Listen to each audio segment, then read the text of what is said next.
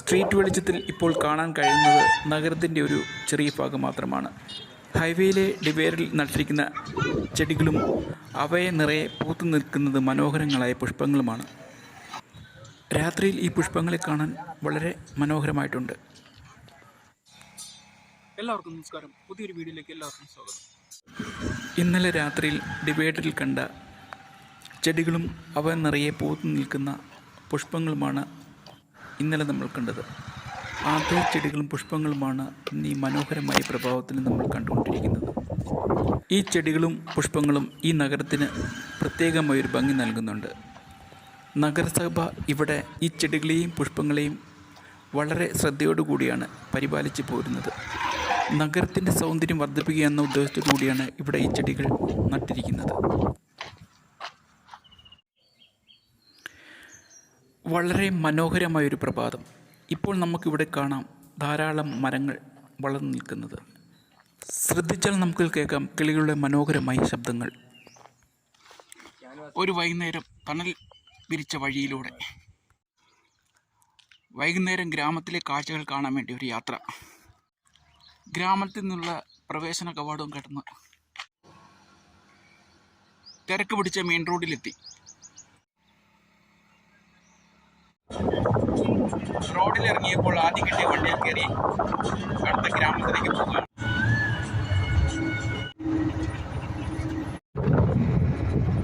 കുറച്ച് അകലെയുള്ള ഒരു ഗ്രാമത്തിലേക്കാണ്.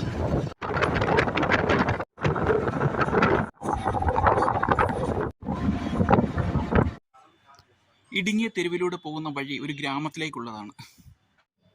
ആന്ധ്രാപ്രദേശിലെ പുട്ടപർത്തിക്കടുത്തുള്ള ഒരു ഗ്രാമമാണിത്. റോഡിന് ഇരുവശവും തിങ്ങി വീടാണ്. ഇന്നും യാത്ര ചെയ്യാൻ ഇഷ്ടപ്പെടുന്ന സൈക്കിൾ.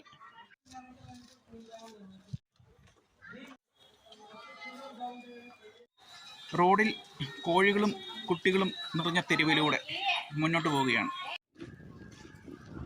ഇവിടെ വരുമ്പോഴത്തേക്കും ഈ ഗ്രാമം അവസാനിക്കുകയാണ്. ഇവിടെയും കാണാം റോഡിൻ്റെ ഇരു സൈഡിലും തിങ്ങി നിൽക്കുന്ന വീടുകൾ. അങ്ങനെ നടന്ന് ഒരു ജലസ്രോതസ്സിൻ്റെ അടുത്തെത്തി.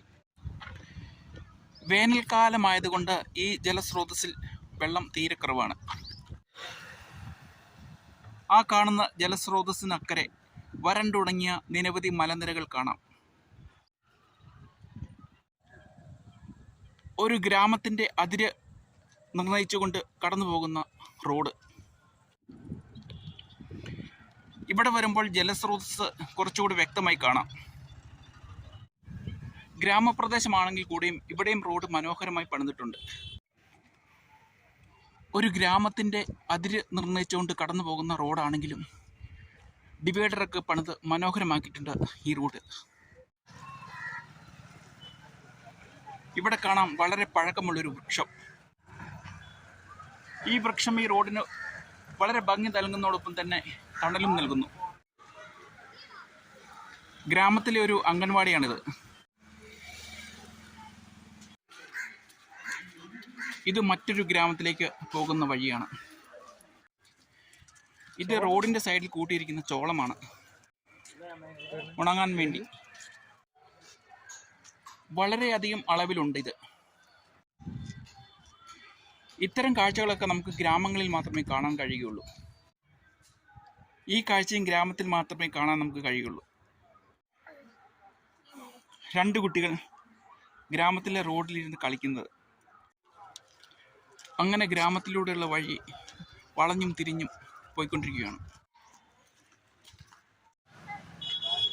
അങ്ങനെ നടന്ന് ഒടുവിൽ പുട്ടപർത്തി ടൗണിലെത്തി. ഇപ്പോൾ പുട്ടപർത്തി ടൗണിലൂടെയാണ് നടക്കുന്നത്. വീണ്ടും പുട്ടപർത്തി ടൗണിൽ നിന്ന് തിരിയുന്ന ഒരു ഗ്രാമത്തിലേക്ക് പ്രവേശിച്ചിരിക്കുകയാണ്.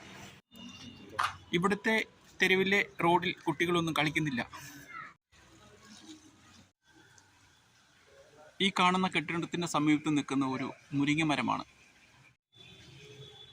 അതിലെ മുരിങ്ങക്കായൊക്കെ എല്ലാം ഉണങ്ങി നിൽക്കുവാണ്. പെട്ടെന്ന് തന്നെ ആ ഗ്രാമത്തിൽ നിന്നും വീണ്ടും പുട്ടപർത്തി ടൗണിൽ വന്നു. ഈ കാണുന്ന ബിൽഡിംഗ് എല്ലാം കൊമേഴ്സ്യൽ ബിൽഡിംഗാണ്. പുട്ടപർത്തി ടൗണിലേക്കുള്ള റോഡ് നീണ്ടു നിവർന്ന് കിടക്കുന്നു. ഇവിടെയെല്ലാം കാണാം വിവിധങ്ങളായ അപ്പാർട്ട്മെൻറ്റുകൾ. വീണ്ടും മറ്റൊരു ഇടത്തെരുവിലേക്ക് പ്രവേശിക്കും. ഇത് പുട്ടപർത്തി ചെറിയൊരു തെരുവിൽ നിന്നും മെയിൻ റോഡിലേക്ക് പ്രവേശിക്കുന്നൊരു ഇടമാണ്. അവിടെ എല്ലാം കാണാൻ മനോഹരങ്ങളായ റെസിഡൻഷ്യൽ കോംപ്ലക്സ്. അതെല്ലാം പുട്ടപർത്തിയിൽ പണിതിരിക്കുന്ന പുതിയ ഫ്ലാറ്റ് സമുച്ചയമാണ്. അവിടെയും നമുക്ക് കാണാം നിർമ്മാണത്തിലിരിക്കുന്ന പുതിയ ഫ്ലാറ്റ് സമുച്ചയം. അവിടെ കാണാം നമുക്ക് മനോഹരമായൊരു ബിൽഡിംഗ്, ശ്രീ ലീല പാലസ്. വീണ്ടും പുട്ടപർത്തി ടൗണിൽ വന്നു.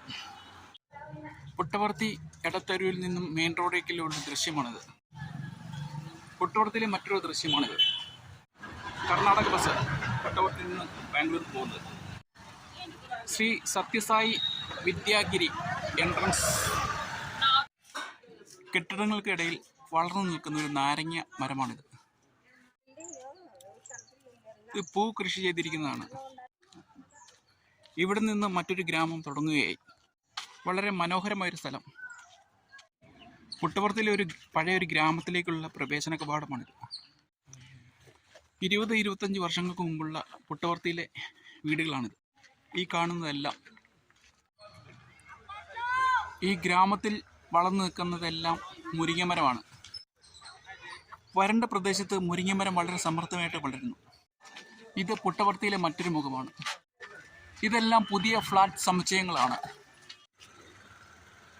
ഇത് പുട്ടപർത്തിയിലുള്ള സായിബാബയുടെ മ്യൂസിക് കോളേജാണ്. വളരെ മനോഹരമായിട്ട് പണിതിട്ടുള്ള ഒരു ബിൽഡിംഗാണിത്. വീണ്ടും കറങ്ങിത്തിരിഞ്ഞ് പുട്ടപർത്തി ടൗണിലെത്തി. ഈ ഇടവഴിയിൽ ധാരാളം പിള്ളേർ കളിക്കുന്നുണ്ട്. ഇവിടെ നമുക്ക് കാണാം കെട്ടിടങ്ങൾക്ക് നടുവിൽ ഉള്ള സ്ഥലത്ത് വളർന്നു നിൽക്കുന്ന വേപ്പ് മരം. വീടിന് മുമ്പിൽ ചെടിച്ചട്ടി വെച്ച് വളർത്തിയിരിക്കുന്ന വിവിധങ്ങളായ ചെടികൾ. വൈകുന്നേരമായതോടുകൂടി പുട്ടപർത്തി ടൗൺ തിരക്കായി തുടങ്ങി. ഇന്നത്തെ ഗ്രാമക്കാഴ്ചകൾ കണ്ടതിന് ശേഷം കിട്ടിയ ഓട്ടോയിൽ പോവുകയാണ്. റോഡ് സൈഡിലുള്ള മനോഹരമായ കാഴ്ചകളെല്ലാം നമുക്ക് കാണാം. അപ്പോൾ